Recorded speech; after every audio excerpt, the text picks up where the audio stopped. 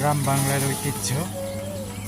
প্রত্যেকটা ঘরে ঘরেই এখন এরকম ধান ভাঙার কাজ চলতেছে। বিচেলি থেকে ধান আলাদা ঠিক এইভাবেই করে। প্রত্যেকটা কৃষকের ঘর এখন এই অবস্থা। এক সাইডে ধান এরকম সামনের দিকে চলে আসতেছে, আর বিচেলিটা ওইখানে করতেছে। ওই বিচেলি আবার ওইখানে গাদা দেওয়া হচ্ছে।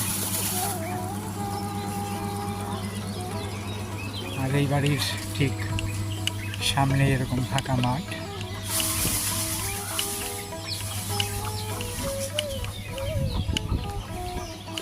খুব চমৎকার একটা জায়গা।